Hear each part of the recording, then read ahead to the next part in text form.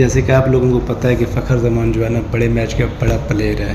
जब भी कोई बड़ा मैच हुआ है फ़खर ज़मान उस मैच में अपने रन्स करके दिखाए हैं और वो मैच जितवा के दिखाया है। ठीक है, तो आज देखते हैं आप लोग अपनी बैटरी के मुताबिक सब दोस्त कमेंट करके बताएं आज फ़खर ज़मान जो है ना इंडिया के ख़िलाफ़ कितना रन करेगा। जितने भी दोस्त ये वीडियो देख रहे हैं पहले तो लाइक कर लें और उसके बाद जवाब लाजमी देना है। जो पाकिस्तानी हैं वो जवाब देंगे, जो इंडियन फैंस हैं वो नहीं देंगे। मुझे पता है पाकिस्तान हमेशा फ़खर को सपोर्ट करते हैं, फ़खर के लिए जो है ना कमेंट लाजमी करेंगे। इंडिया वाले तो वैसे भी जलते हैं भाई, वो क्यों फ़खर के लिए कमेंट करेंगे। तो आज देखते हैं कौन कौन जो है पाकिस्तानी है और कौन कौन इंडिया वाले हैं। तो कौन कौन जो है ना फ़खर के लिए कमेंट करता है देखते हैं भाई साहब। दोस्तों के लिए आज हम वेट कर रहे हैं।